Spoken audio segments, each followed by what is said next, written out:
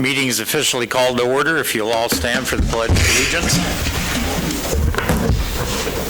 I pledge allegiance to the flag of the United States of America and to the republic for which it stands, one nation, under God, indivisible, with liberty and justice for all.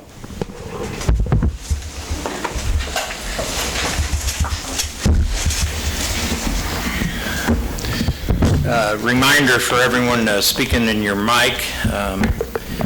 It's been indicated we're sometimes hard to hear. Everyone have a chance to review the agenda? Any questions? If not, can we get a motion? Yeah, actually, Mayor, we need to add the resolution that I had sent you all for the the beer garden for Sharky's. Yeah, so we need to amend the consent agenda if it's all right with you all, unless you want to act on this as a separate item. But for them to get the proper permit, I don't know, for some reason we have to do this. So there it is. Yeah, it's in front of you. We just need to pass it for the beer garden on Friday night. So a motion to approve the agenda with an amendment. Motion to amend the agenda and include the resolution 22-19 into the current agenda's agenda. Second. We have a second. All in favor, aye? Aye. Anyone opposed? Thank you. Is there anyone here that wishes to make public comments on any topic not part of our agenda? Okay, we'll move on. Consent agenda. Any questions regarding the consent agenda and the items within? I have one on page 19. Is this on the appropriations, page 19? Yeah, there's one from Recreation Supply Company for dining room chairs, and it was put into the swimming pool supplies. Is that just because that's where the money was at, or it was for almost $1,900? I think that's new deck chairs. Don't quote me on that. I think that's for the pool. I think he was going to replace some this year before the year ran out for next year. Dining chairs. Yeah, I'm not sure why it's listed that way. I can check and we'll email you. No big, I was just curious. That's all I got. Any other questions? Can we get a motion? I'll make a motion to approve the consent agenda. We have a second? I'll second it. Motion second. All in favor, aye? Aye. Anyone opposed? Motion carries. New business, neighborhood revitalization program. Yeah, the NRP is up for renewal. It expires November 30th. What you have in front of you renews it. We made recommending a few changes. Currently, the rebate stair steps down from 95% starting year 7. And I don't know the numbers off the top of my head, but I think it goes down to 10. Is that right, Corey? The last year it's at 10%? I think that's correct. Yeah. All right, now we're recommending we just keep it at 95 for the full 10 years. And instead of a 3-year renewal, making it a 5-year renewal. And the action tonight will be to set a public hearing for the next meeting. And that's part of statute. What's your reason behind wanting to change it? Promote housing development. I think our current plan, I was thinking it went 5 years, 100%, then it stepped down 20% a year. But 100%, I can't remember what the... Yeah, there's the red line in there. I was thinking that it was 95 through years 1 through 6. yes, I would just as soon leave it the way it is. I don't know that we have any accurate way of assessing the value or usefulness of this program. I think the idea of most of these incentive programs is to get people to make improvements or have construction that they wouldn't otherwise do without this program. Ever seen any studies? El Dorado and Seneca uses it ad nauseum, and they have been fantastic tools to spur development here. it hasn't. It's been utilized. People that do renovations to their home or additions have utilized it. But actually in El Dorado and Seneca, it's used a lot more than it is here. But for me, if you, in a perfect world, you take a vacant lot and you put a house on it, to me, having 10 years property taxes rebated on the incremental increase, not the entire property tax bill, but the incremental increase, you get that rebated to you over a 10-year plan. That's a great incentive to build a home, and housing is obviously one of the major issues that we're facing, if not the major issue, not only in the city but in the county as well. And I think it's a good tool. I've recommended this in Seneca when I was there to go 100% for 10 years. And again, it's your call. And we did have a couple developers that, I believe one did 1 or 2 independent homes and then 3 or 4, Mr. Rogers. They took advantage of it, some duplexes, and then I believe Beverly and her daughter built a couple homes, and the incentive to do so was the neighborhood revitalization, because they were not for ownership homes, but rather for rentals. So it assisted them at coming in more at market rate and not having to assess those taxes from day one as part of their rent for the 10 years. So, Roxanne, what is since I don't remember on our budget, what's the amount that we currently give to the state on what the program costs us annually? 45,000? 32 popped into my head. Can't remember. Yeah. well, and as you're indicating, this is basically coming to our attention because it's about to expire, correct? Yeah. So tonight's really not to discuss it or debate it, but it's rather to set it for a hearing. So anybody with questions, we can appropriately put those together with notice now that we've got a hearing coming, so we can move forward, and that would be my recommendation, that we just go ahead and get a motion to set this for public hearing and discuss those issues at that time. So are you saying you don't want to hear any more from me tonight? It's almost, I guess, yeah, I'll be honest. No, I'm just, in light of moving forward, it's not to be debated tonight, but rather just set for hearing since it is expiring. It's easier to hear the opinions tonight on the hearing. I'll make a motion that we set a public hearing for the renewal of the Neighborhood Revitalization Plan on October 24th, 2022 at 6 p.m. I'll second. Motion second, all in favor? Aye. I will say 23, we're looking at, on the 23 budget, we're looking at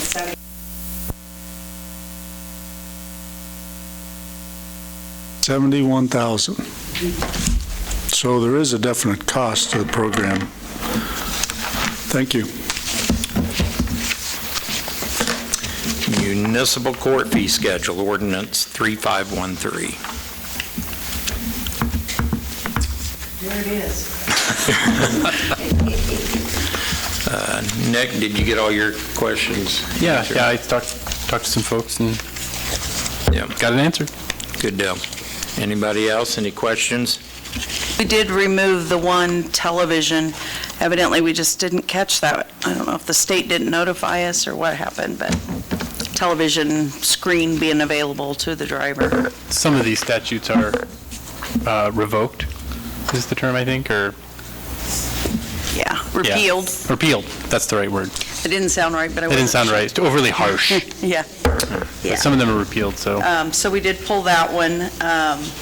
Like I said, the judge has looked at it, and this, some of them are there. I don't know how often they get used, but they're there if necessary for her to use. You'd be surprised. Cleaning 2 vehicles. I spot checked a lot of these, and some of the descriptions are just shorthand, and when you go read the actual statute, it actually makes sense. Yeah. But I'll make a motion that we approve General Ordinance 3513, making revisions necessary to the Iola Municipal Court Standard Fine Schedule. I'll second. Motion second, all in favor? Aye. Anyone opposed? Okay, the fire EMS roundtable discussion.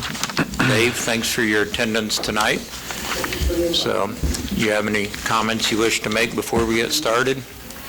I'm here to listen. Thank you, sir. Anybody else in our audience wish to make statements regarding this issue? We'll turn it over to Chief Isbell.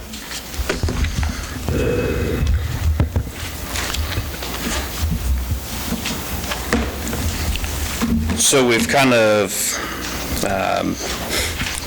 kicked the tires a little bit on the division of the fire and EMS service to where we have the fire service with 16 employees, which one of them would include me, and then the other division would be the EMS division, to where that would include an EMS chief over the whole EMS shifts, which would include 2 people in Humboldt, 2 people in Moran, and then 2 people in Iola for EMS coverage. So on the EMS side would make 19 employees, and then you put those 2 together, it'd be 35 total employees. The budgets for the EMS side came in with the 19 employees, came in at the 1945, 271, and then on the fire it was 2.288, 417. The thought behind this is it's becoming difficult to find employees at this time that want to do a kind of more of a combination service. I mean, we've done it for years, but kind of with the ever-changing times that some folks just want to do EMS and some just want to do fire. And so we're trying to look at ways to get out there for that market and pull some employees to try and get them here.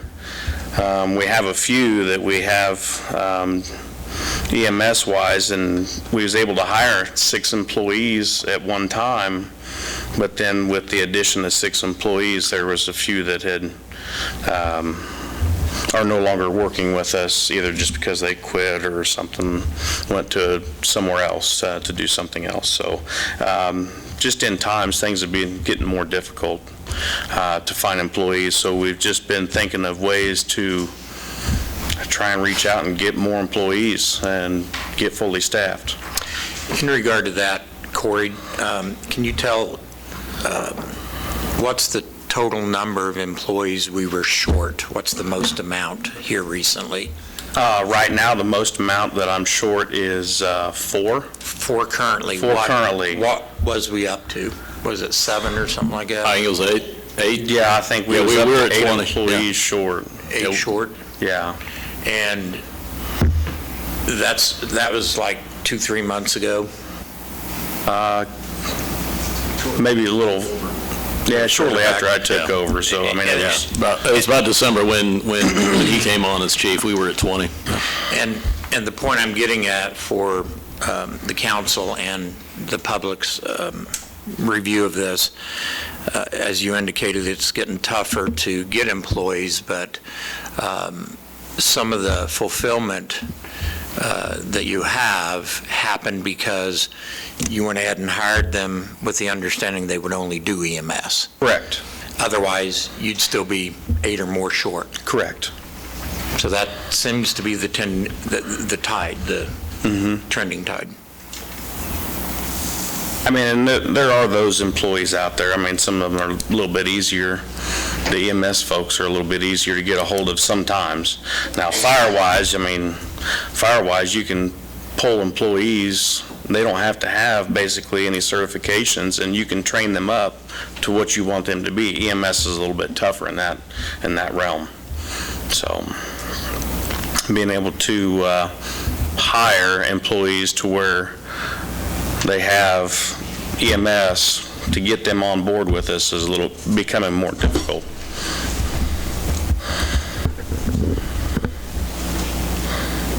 have some questions. So first I would say I understand why this change is coming. It, like, in my mind, it reminds me of like physicians, right? Used to be every physician delivered babies and would set bones that were broken, and now, like, the last 5 physicians we've had come to town don't do OB. They don't, just won't do it. And so that suffered. That's one of the reasons why we no longer deliver babies in Allen County. And the same is true for orthopedics. Like, they don't set bones, they send you to an orthopedic. They've become more specialized as time goes on. And I can see that with fire and EMS, like, over time, specializing more. So I think probably no matter what, this change needs to happen. It's just how we make it happen. So you have right now we have one administrator covering fire and EMS, correct? We have, Mike Burnett is EMS director. Okay, so it's not like we're adding an extra administrator? Right. I mean, well, so right now, he also acts as a lieutenant on shift too. So he is EMS director / fire lieutenant on his shift. Okay, what I'm getting at is, like, do we need to have 2 administrators to oversee this, or can we have one individual oversee both programs? And save some money that way. I mean, personally, I feel that it would take 2, for sure. I mean, with the EMS director, I mean, it's a big job, really, because you're working with everybody, getting their training hours. So when you're working with 19 employees, plus you have to work with the state and getting all their hours that they need, in all the different categories that they have to have, and then that director has to submit all that stuff to the state. So, I mean, with the workload, Mike's pretty busy as the director, and I mean, he does a really good job. So, I think it's a 2-person. Personally, I think it's a 2-person job. Okay. Why 3 deputies? Nick, I can jump in, and the way the org chart would be, the EMS director would report to chief. So I mean, we would be adding an administrator, but it's a current employee that we already pay.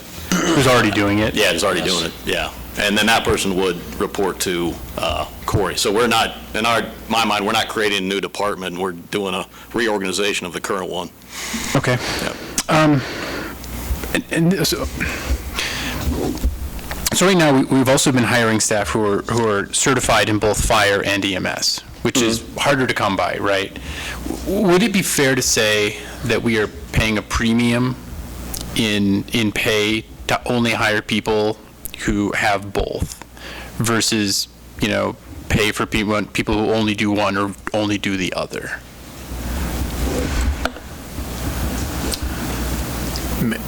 Would it be beneficial to answer that with the overtime rules?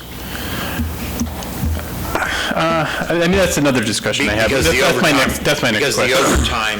I'm just saying, like, base salary, for someone who has all this extra training and is harder to come by, is a harder skill set, I would imagine, but I don't know, does that person command a higher premium in pay versus somebody who only has one skill set of fire and the other's only skill set of EMS? As of right now, we're pretty on track with the way everybody's paid now is the same as what you're going to get, just EMS or just fire.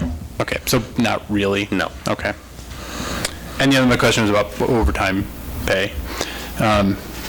which I don't really see, if you can speak to. It sounds like we've been very short-staffed, which has probably caused us to pay a lot of overtime stuff. Yes. Which we hope will go down, right? I would hope so eventually. Do we have a way to characterize that? Like, how, what sort of dollar amounts are we looking at for overtime pay? Oh, let's see. Roxanne, jump in if I get this wrong. The reports, the end of August, 300K and above. Is that year to date? Yeah. Sounds about. See, I was thinking it was half of what our normal pay was. I was thinking something like 666 and 333, the end of August. So almost $1 million in overtime? No, I'm sorry. No, 333,000. Yeah, 666 was regular pay. And then 333 was overtime. Yeah. So it's essentially an offset to a certain degree. Yeah. I mean, Right. If we're fully staffed, you don't have the overtime. And what's the difference then? If we were fully staffed, and didn't have the overtime pay, what would our 666 number be? Would it be like It'd be over $1 800,000, million. which makes we saved 130 by not paying overtime? Probably over $1 million. I'd be stabbing at the dark there. But I would say if not over $1 million, it'd be approaching $1 million. So it's actually cheaper for us to pay fewer people to do overtime? Can I interject on Well, that real quick? Yeah. Only because there's a lot more that goes into it just besides the bottom line, because we've got 20 employees that are on burnout mode right now. Yeah. And sometimes I feel that we need to overlook a little bit than probably in basic accounting, I bet you, yes, it would go as cheaper to pay overtime, but when you have, what percentage of your deputies are working 72-hour shifts because you've got somebody that calls off after they've worked a 26-hour shift because of all the transfers that we have to do, and then they've got to work that 24-hour required overtime because of a call-off, and then they've got to go back in and continue for their regular normal shift. So at the end of the week, they've worked 3. So even though we've done it, we probably shouldn't. Right, probably so. Okay. My opinion. Absolutely. Safety. Morale and safety. And it's not being done just to pad their pay. It's unavoidable due to various reasons. Transfers are up, staffing is down. So to comply with the contract, to provide the good service, to do what's required of us, it's not unrealistic to be 22 hours into your shift and get called out for a transfer. And although you and I can drive to Paola and back 3.5 hours round trip. With your driving, yeah. Yeah. 3.5 hours round trip, it typically turns into 5 to 6 hours for a transfer by the time they are on standby. Yeah. So if they're 22 hours into their shift, they've already got overtime when they come back. Okay. And then as she's explaining, they get back and Chief Isabel gets the unfortunate task of reporting due to short staff and so-and-so having COVID, it's your turn to be on shift again. Yep. Now you're pulling a 48. And then, to clarify, their normal shift starts at the end of that 24, now they're going into a 72. There's no way that's a safe situation. It's not safe, No way. and we've been talking about that. We are at a critical staffing level. Okay. Go on. If I can, looking at your flow chart and the positions and things like that, why do we have 3 deputy chiefs? Because there's 3 separate shifts. Right. Red, white, and blue. But a lieutenant is in charge of each of those. No, the deputy chief is. So we have a lieutenant and a deputy chief for each? That is correct. Why?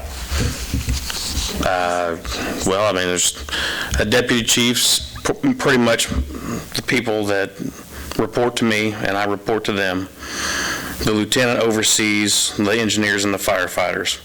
So the administrative part of the daily work of the schedules and everything else, and doing some of the public relations and things of that nature, that's the deputy chief. They take care of all that, and they do the payroll. The lieutenants, they are the ones, and plus the deputy chiefs, when you go out on a scene, the deputy chiefs are the ones that are in charge of the fire scene. The lieutenant and a firefighter are first in on fire suppression, with the engineer driving the truck. He pumps it, gives us the water, and the recruit firefighter, or a firefighter, the second one, is responsible for gathering the hydrant and then reporting up to the deputy chief for his next duty. You have that for each 24-hour shift. That is correct. And that's pretty typical of most departments. Some of them are bigger than ours. They have captains, they have battalion chiefs, they got division, I mean, it gets pretty deep into some of the bigger departments. Okay. I guess, Nick, to put it in perspective, I don't know, I've worked at Gates years ago, and I worked the 12-hour shifts, and there were 4 shifts. There was A, B, C, and D. They were 12 hours, 7A to 7P, 7P to 7A. Each one of those shifts had a supervisor for that shift. They don't cross over. If that helps put it in perspective, it's the same concept. Am I correct? Well, I didn't know, so like, I was looking at it, and I was thinking, you've got the chief, you've got the deputy chief, and we have 3 separate deputy chiefs. Assuming that the deputy chiefs don't also serve a lieutenant position or one of the other positions, I mean, if we ran a fire chief and a deputy chief on 12-hour rotations, then one of you guys would foreseeably be there at any given time, and then that's 2 positions that aren't necessary, but it sounds like there's more that goes into that. And then I didn't know the difference between the deputy chief and the lieutenant in terms of what was actually being done on a daily basis. But when you start cutting, don't you start getting into the whole ISO? Oh, you get into some NFPA standards, you get into your ISO standards, OSHA safety. And safety, I mean. You start cutting. So, I mean, you get into some of that stuff on fire scenes that, we're supposed to have somewhere around 8 to 10 firefighters on a scene within the first 8 minutes. I mean, I guess you can change titles, you can't change the number. I mean, I gotcha. you can put more Yeah. responsibility on chief, but you can't really change the number. Good point. Well, being shorthanded, then you start throwing vacations in there, you really are short. Yes, vacation, sick time. So, yeah, it gets to be a struggle every now and again. So is this something where we would just go ahead and, I mean, since the topic is an open roundtable, I mean, is this the kind of thing where we could hire a director of public works and tie the police on into it? Public safety, I mean. Director of public safety? That's something to think about. To me, at that point, I think we're just adding administrative staff at that point. Well, I was going to say if we did a director of public safety, then the 3 deputy chiefs could run the fire department.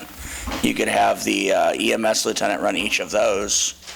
I'm just looking at ways of trying to fill in empty positions.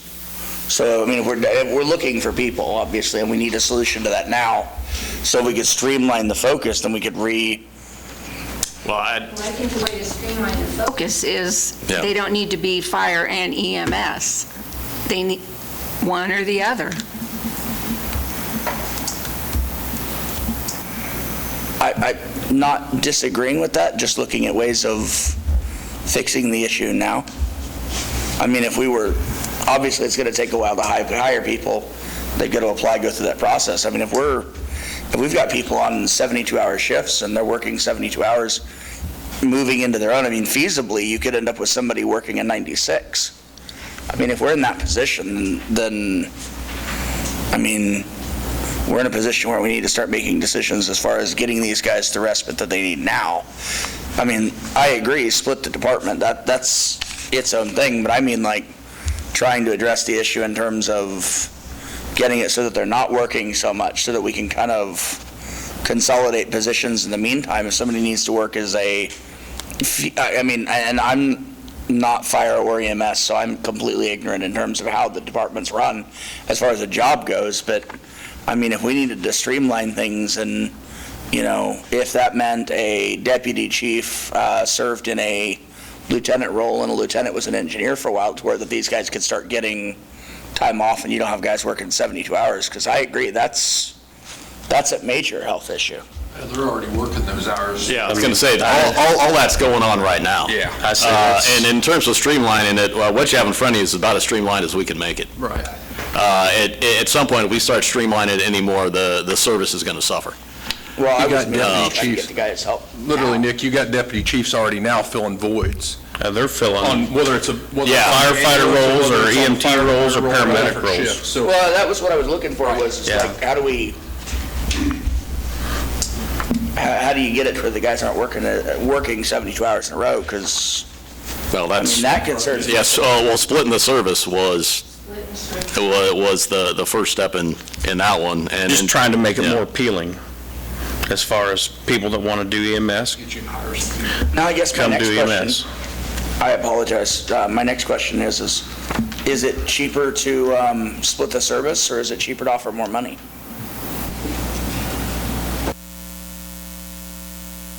That'd be something we'd have to look into and get back with you. Do you think you lose them still? I mean, you're still going to have those people that want to just work EMS versus just fire? I would say, Nick, in general, employee pay isn't an issue that we're dealing with over there. To answer your question, Employee pay No, I now don't think it wouldn't be, would. but recruitment would. I mean, if I'm looking at two jobs and I kind of sort of don't want to do fire EMS, but it's $10,000 more than what I'm going to get somewhere else, you said we're 4 people short? If we offered a $10,000 increase on our wage, you're looking at a total, how many employees do we have now?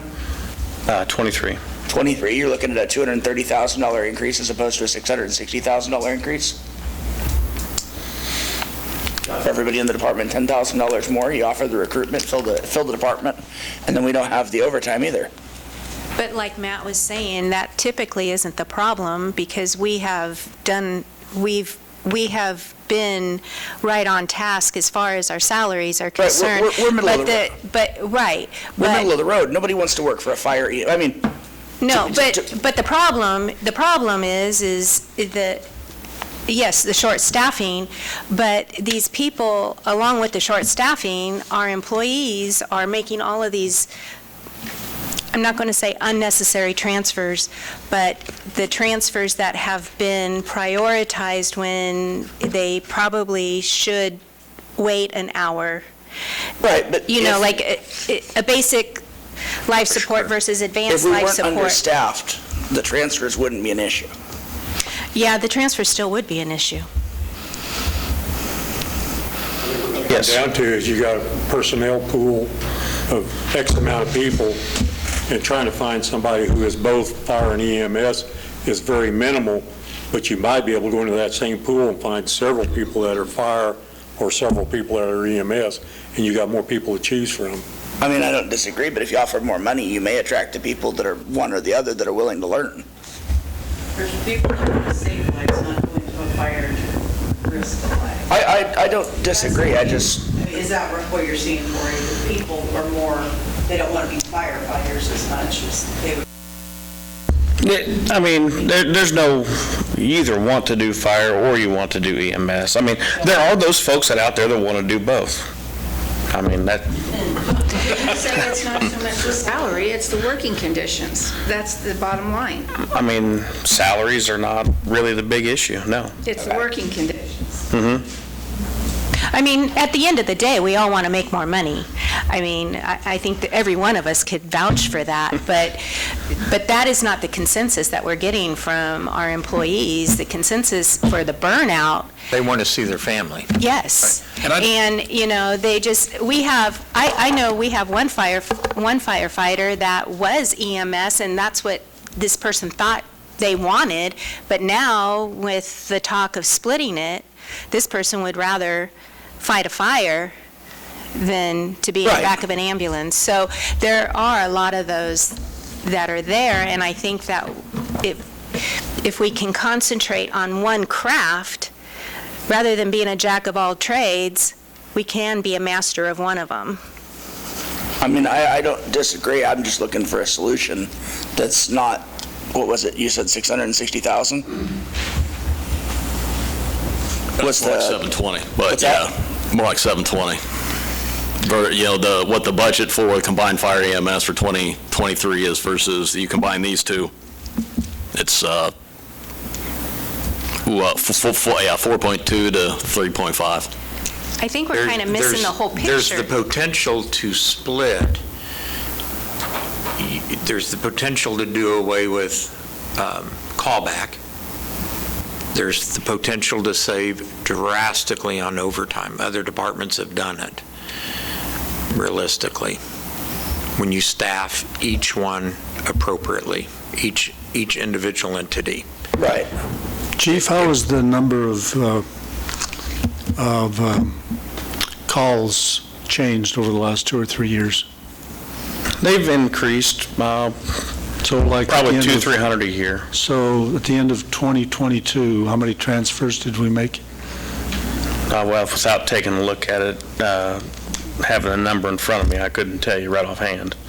I mean, ballpark, I would say maybe close to 300 or more. So you're talking fire calls. How about EMS I transfers? thought you asked about EMS transfers. EMS transfers. Yes, EMS transfers, like hospital to St. Luke's or wherever it may be in Kansas City, you're probably looking about 300 or better. So total calls, I thought the number 5 years ago was like 1,800. So what, how If many you're total calls? If you're asking about 911s and transports and stuff, yes. But actual transfers, it's 300? 300 or better, yes. And fire calls, has that number changed or gone down? We're increased this year. I think last year we almost ended close to 400. This year we're almost at 300 now. That gone? You say that's gone up? Do you know why? I mean, we do, the grass fires or little fires around town, or you get gas meter strikes or CO checks and things of that nature, or just even a general fire alarm in your commercial areas that we respond to. So sometimes that, depending on how those operate, that they can either increase or decrease our numbers. Have the number of actual structure fires changed much? It seems like we haven't had as many here lately, but I mean, knock on some wood, you never know when it's going to happen. So I was thinking here, let's assume that we moved ahead with this, comparing ourselves, say, with Chanute, since they have a separate entity that takes care of EMS, and then they have their fire. So in that case, you wouldn't have, if you have employees from one agency working for another, they would be able to do that without overlapping overtime or overlapping rules. But if we did it within the city, fire people would, if they went over to work for EMS, would still be, would have to keep track of those overtime hours, right? Right, and ideally, too, even with the division, you'd still have these folks that are on the fire division, they are still cross-trained. So if Yep. I have a That's what I was vacancy for the EMS side, that you could pull one or the other somewhere, some way. And also, though, you have, depending on what day, what shift, so if it's just one shift that needs a vacancy, one of the other two people from one of the other shifts could go work. Either way, you're going to be paying overtime to fill that vacancy. Chief Isabel? Okay, in looking at this report that was sent out on October 3rd for the third quarter, so long-distance transfers are like St. Luke's, Kansas City, Wichita, Heart Hospital, things like that, right? That's correct? Okay. So in that third quarter, we averaged 49 of those transfers in the month, which is 588 transfers annually, which breaks down to 1.61 daily.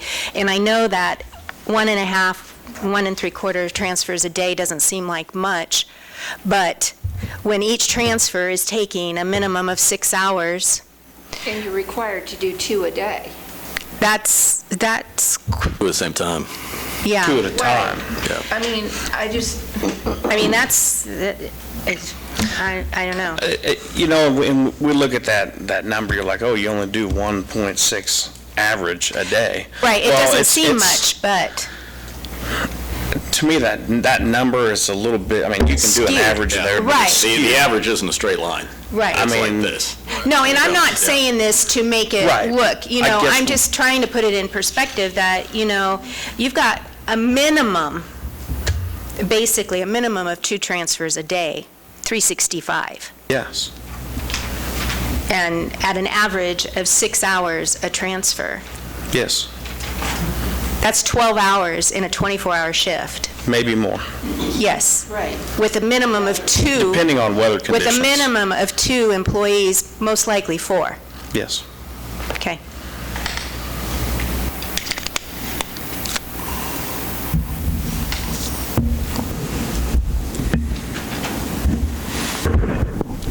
So what's the feeling of staff here on opening this or giving this back to the county and say, here, give us a proposal, versus just doing this in-house, staying within the city? Okay, Carl, I'm not following the Well, question here. if, under the terms of our contract, we could tell the county we want to renegotiate, give them 6 months' notice and say, hey, we're considering doing this. Are we looking to go back to the county and say, you want to take this over? Or are we just looking to do this and then figure out some way of paying for the extra cost? Okay, well, first of all, I don't think we need to give notice and then ask them to renegotiate. I think we can just ask them. So, And Got rid of the 6 months thing, we still have the 6 months. it's still there. Yeah, it's part of the contract. Yeah, I don't think we need to give notice and notice to terminate and then ask to renegotiate. I think we can just ask and see what the response is, and if the response isn't something to our liking, then we'd come back here and we'd discuss it again. So my question comes down to, if we decide to do this, what's your proposal for coming up with the extra revenue that would take? Would be to contact the county again. And see if they would pay us more money? 1.945 million, yeah.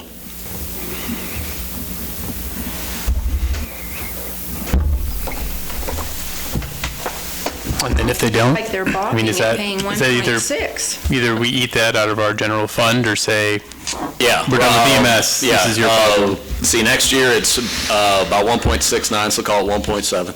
That's what it would be, and it would take a while to staff up. But I think if we got to the point where we would be fully staffed, we would be eating, I mean, let's say we got fully staffed some point next year, we'd be eating about 245,000 ourselves. And that's something that if the decision is to split the service and move forward, that's a discussion we need to have sooner rather than later. Another question. Chief, I have another question. The last several paramedics that we've hired, how many of them came already being fire qualified?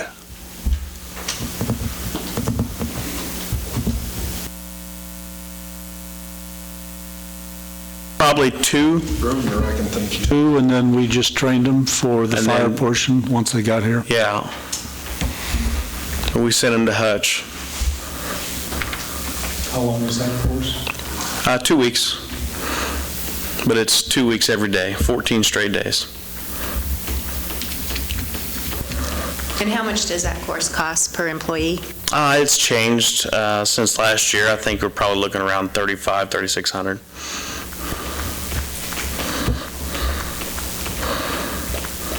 And 50% of people that stay after we've trained them, I mean, well, They have to commit to so much time, or else if they go elsewhere, that well, we've done that on the has to EM. reimburse. We've done that with the paramedics, but we haven't done that with fire. Where are we seeing the staffing shortage? Is it on the fire side or the EMS side? Both, because we do both. But I mean, like, which one is harder to fill? I If we guess split- I don't know how to really answer that, because we are both. We are fire, we are EMS, and, But we've presumably started hiring people. I mean, I guess a lot of the vacancies is either, the sick time or whatever. I mean, it's not just because of fires, it's not just because of EMS. I mean, more or less more EMS, I guess I should say. So I guess to answer it, more EMS. Chief, have you checked with other departments that run dual services as well as other cities that have independent services to inquire their staffing issues and if they're having trouble? And So Emporia, they are a dual service also. I've talked with some folks that work over there, and I mean, they've gotten to where they're more staffed than they ever have been. But also at the same time, they had a pretty good burnout for a long period of time, and they at one time did transfers for Newman's, and they since no longer do that. Are they split services? Nope. who does their transfers? That I don't know. I can't answer that one. So they contract out for transfers? I don't know I can't speak on Newman's behalf. So, Chief, would you say that the biggest problem that we have right now is the amount of transfers? We have to do them we have to do them. I mean, we understand that there are some of those transfers that do need to go out. I mean, that's what we do, and we provide that. And there's not one person that works for me that would disagree with having to take one that needs to go out. And I'll leave it at that. Okay.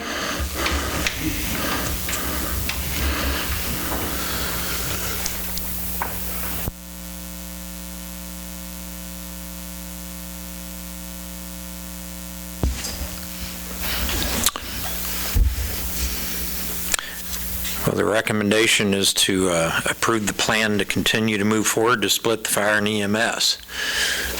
Chief Isabel, is that your stand at this point in time? Yes, sir. Matt, administration, you agree with that? Yes, sir. Mr. Mayor, I would like to make a recommendation, to make a motion to approve the plan to split the fire and EMS services into separate entities. I have a motion. Do we have a second? We have a second. By show of hand, all in favor, aye? Aye. Aye. Oh, Show of hand. I said aye instead. Opposed? I would like to just make one more comment here before I vote one or the other. We've made a motion. Well, that's fine. I think that, it would solve a lot of problems, but I'm concerned about how we would end up paying for this. I think it'll work out. Either way, it's going to work out. The reason why we combined them in the first place was to save money, but if splitting them would solve the staffing problems and make it easier to hire, I can see that would be an advantage. That's the idea behind it. It's just a matter of that extra amount. Couple things I see. One, yes, you're right. It was done to save money. And realistically, we should have been able to, because if they're hired as a firefighter first, overtime doesn't kick in till more than 40 hours. So there's a cost savings there. But no one could predict that we'd run into COVID that created a staffing shortage. That was unpredictable. And secondly, it was unpredictable that we were going to be in a recession-type inflationary period where the fuel has exceeded what we ever thought it would, and supplies, cost of those are exceedingly high, and that's driven up cost. We haven't even discussed all that. So there's a lot of factors to consider. What we initially did to save money is now coming back and looking different. But those are all things, your concerns, your questions. This is by no means done. It's going to come back to us with how to proceed from here to fund, et cetera. So we've still got the motion with 4 votes in favor. So I guess we'll move on to the opposed. I'm opposed right now just because we don't have enough information on what the... I think there's other ways of going about getting this done. Okay. Thank you. Thank you.